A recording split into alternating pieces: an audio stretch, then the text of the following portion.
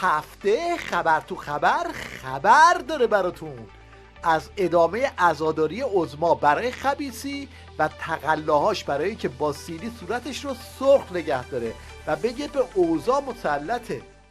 شخصیت برجسته ای رو از دست دادیم. برادر بسیار خوبی بود، مسئول کارآمد و با کفایت و صمیمی و جدی بود در کشور. ظاهرا این نقش بازی کردنهای عظما بسیجی‌ها رو بدجوری به شرشور انداخته تا جایی که مداحان ولایه هم مجبور شدن براش روزه بخونن.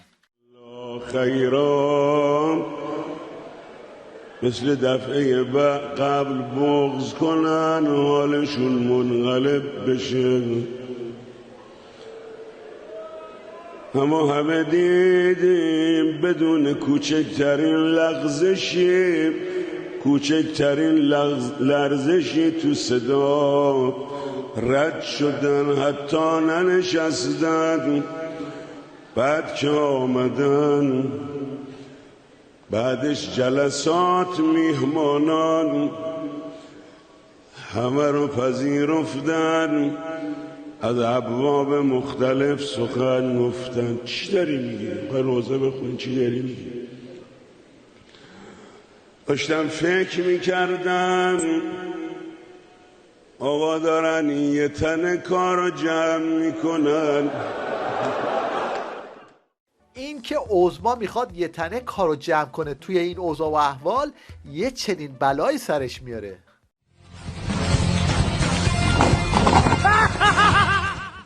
از اون طرف از رئیس جمهور نمره موقت نظام تا کابینه آشولاش رئیسی همه در حال آه و نالن.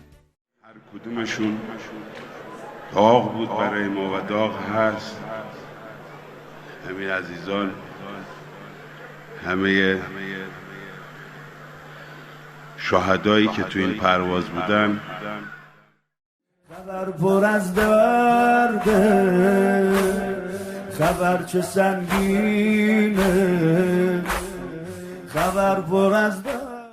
توی این اوضاع و احوال جمع کردن این دولت لتوپار یه چیزی تو این مایه هاست. یا بله.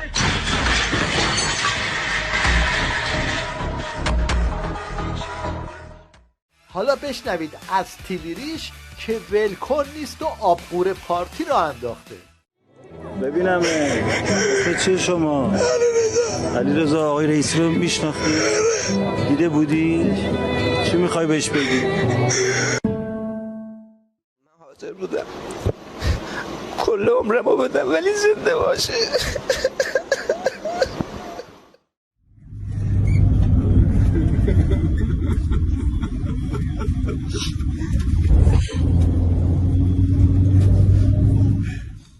حالا که به اینجا رسیدیم یادی هم بکنیم از این طرفدار رئیسی که از عکساش هم نگذره.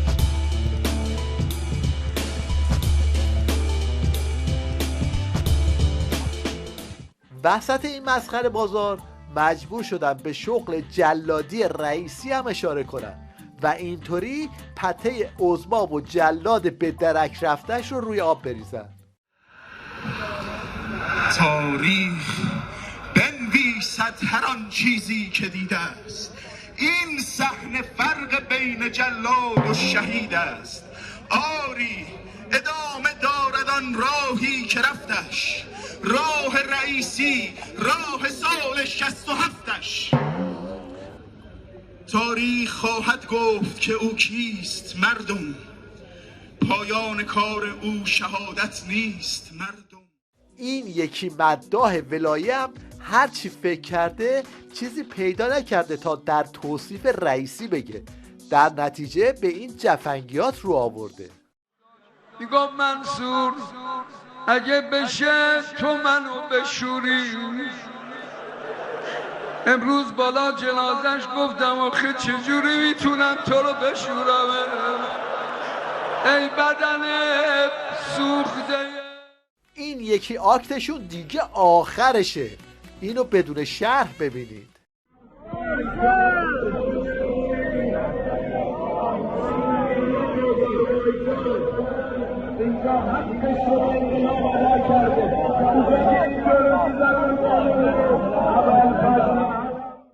مردمم جواب این مسخره بازی‌های عظما رو با ادامه جشنشون تو فضای حقیقی و مجازی دادن. از این بعد باید خودم پشت فرمون بشینم ها. 1 minute later.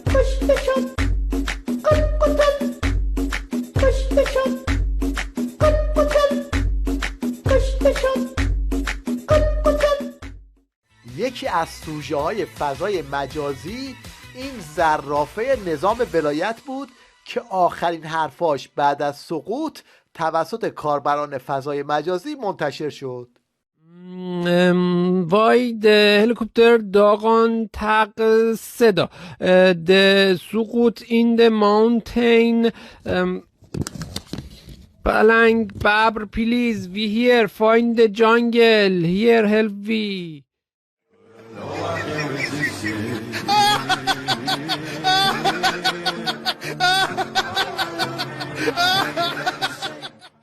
رگبار ضربات مردم به خامنه‌ای و رئیس جمهورش کار رو به جای رسوند که مجبور شدن توی تیوی ریش به همین سیلیایی که نثارشون شده اعتراف کنن. شما و بینندگان عزیز ما شاید در طول این قریب 3 سال می‌دیدن که چقدر ایشون در معرض توهین، تخریب و انواع اقسام در واقع کنایه ها، همین چیزی که در پیام رهبر معظم انقلاب هم تقریبا دلازردگی به اشاره شد، ولی هیچگاه زمینه‌ای نشد برای اینکه ایشون رو متوقف بکنه. یعنی البته همپالگی‌های خود آخوند رئیسی و رقبای انتخاباتیش هم لگدهایی رو بهش زده بودن که کاربران فضای مجازی اونها رو بازنشر کردن. میترسن به این ترتیب جناب آقای رئیسی میخواستن سید محرومان بشوند، این دفعه بشوند سید مرحومان. این هم یک نمونه از توپوزی‌های مردم به 6 کلاسه دروغگو. آینده شغلی تو ایران بر اساس معدلی 20 دکتری بیکار، معدلی 17 تا 18 مهندسی بیکار، معدلی 16 معلم با چندرغاز حقوق، معدلی 14 تا 15 کارمند با حقوق معوقه، معدلی 12 تا 14 مدیر عامل، معدلی 5 تا 11 نماینده مجلس، مردودیان تاجر زمینخوار دلال، زیرآبزنا استاندار و وزیر، کسایی هم که بعد از دوره ابتدایی ترک تحصیل کردن رئیس جمهور. اینجاست که دل بسیجی‌ها خالی میشه و داد امام جمعه خامنه‌ای به هوا میره. مخصوصا در این ایام دشمن در فضای مجازی به طرق مختلف شفع افکنی می کند تا دل مردم را خالی کند. مواظب باشیم دشمنان دل ما را خالی نکنند، ما را به هم بدبین نکنند و تجربه گذشته اینها برای عمل به و توجه نکردن به القاءات اونها کافی است. وقتی شور شروع میشه طبق معمول پاسدار سلامی به صحنه میاد و کاری جز بوسیدن کف پای بسیجی‌ها ازش بر نمیاد. من دوست دارم به عنوان خادم و سرباز کوچک شما کف پای همه شما را و قدمهای شما را وقتی که به تشییع این عزیزان می روید ببوسم. به خدا کف پای شما بوسیدنی است. هیچ ملتی خبر تو خبر. طبق معمول عظما پرستوهاشو از وسط گشت ارشاد عبور داد و راهی گله ساندیس خورا کرد تا از این ادا و اطوارا در بیارن. انشالله که مردم قدر این آدم های خوب رو بدونن، انشالله که مردم ما ادامه راه ایشون رو بدن، انشالله نذاریم که زحمت های این آدم ها از دست بره.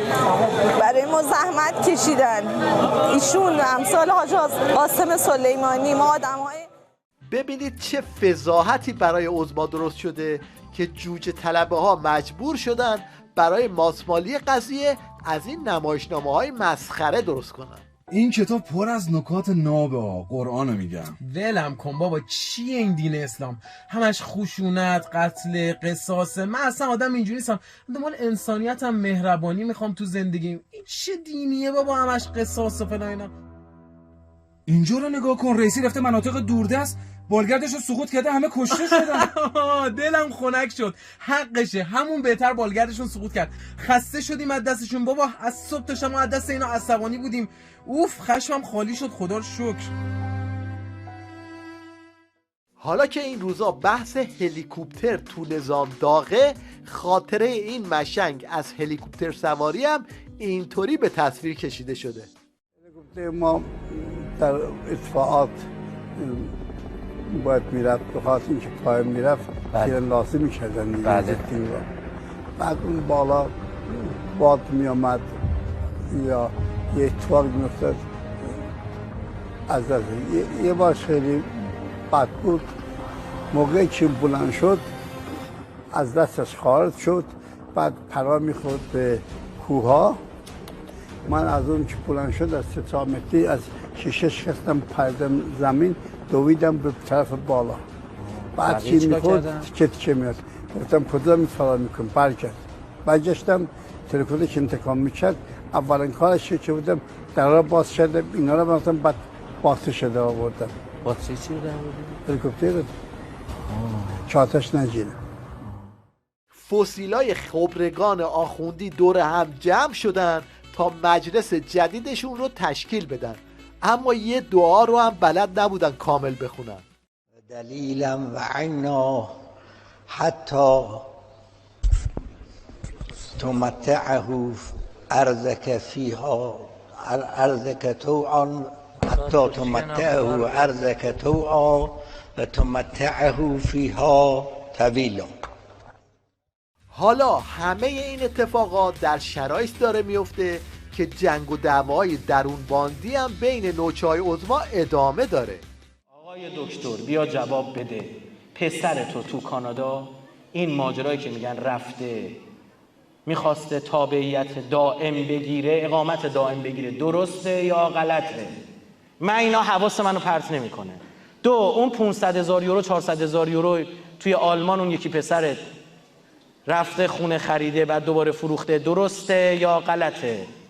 جواب منو بده. این ماجرا 8 کیلو طلا که گفتن تو خونه پسرت توی کامرانی است، فرمانی است، کجاست اونجا، این درسته یا غلطه؟ بیا به ما توضیح بده. این 8 کیلو داره کجا آوردی؟ چه جوری میشه؟ یا ما هم یاد بدید، دکمه داره، رمز میزنید، چیکار میکنید؟ ما هم یاد بگیم بده. سوال داریم آقا جون، سوال اشکال داره. این هم جواب پاسدار قالیباف به جوجه توریسیان بسیجیا. تنبلی کنیم، دهن رو باز کنیم، هر حرف نپخته اسمش بزنیم انقلابی، به قول حضرت آقا سوپر انقلابی. بعضی رو نگاه کنید، آدم نگاه میکنه میبینه از من بزرگتره، از این حرفا میزنه. هر چی ما نگاه میکنیم با ذره بین، جبهه بوده نه، اونجا بوده نه، اون کار کرده نه، تو این کار یک چیزی کالبدی یه چیزی گذاشته، تو حوزه نظر و حکمت نظری یه چیزی گذاشته. هر چی نگاه میکنه یه رد پایی نمیبینی که بگی ای والله، ولی طلبکار از همه هم هست. هر کی هم که دیکته نوشته ممکنه یه غلط هم بنویسه، میگه آقا تو به چی غلط داری؟ خب تو که هیچ غلطی به عمرت نکردی، عمر خودت تباه کردی، حداقل تو حق نداری حرف بزنی، اونم به اسم انقلاب.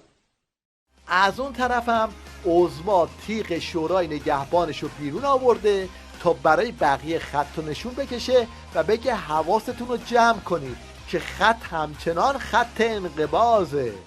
انشالله خیلی از شما سپاسگزارم. چقدر خوب شد که یه سری آدم رد صلاحیت شدن توی انتخابات قبلی و همین اتفاق هم باید بیفته. هر کسی واقعا نمیتونه بیاد توی این حوزه فعالیت بکنه و امیدوارم که رئیس جمهور بعدی هم انشالله پاشو جای پای شهید رئیسی عزیز، شهید رجایی عزیز بگذاره، همراه مردم باشه، دلسوز مردم باشه، گره از مشکلات مردم باز بکنه. حرف و حدیث ها و انتقادها همیشه بوده و هست. خوشا به حال آنانی که در عبادت خالقند و در خدمت مخلوق. خلاصه که اون چنان آتیشی به قبای عظما افتاده که به این سادگی خاموش شدنی نیست و روز به روز هم بیشتر میشه. در پایان توجه شما رو به شعری جلب میکنیم که بی مناسبت با خبرهای همین روزها هم نیست. چون موز نشد خیار دادم، هی وعده نوبهار دادم، سرویس که از سرخس و ماکو تا بندر چابهار دادم، هر روز به کام تشنه جامی از شربت زهرمار دادم. گفتیم که ما تحت فشاریم، باز از همه سو فشار دادم. دمپایی خلق را گرفتند، پوتین به عموتزار دادم. راه نفسم به هنهن افتاد، یک هو به من افتخار دادن. شیخ آمد و با جنازه هم گفت اینجا به شما نهار دادن. هر هفته میریم سفر تو کوچه های خبر، داره میره توی گور این عظمای در به در. دمها رو از دل ببر با خبر تو خبر، خبر تو خبر، خبر تو خبر.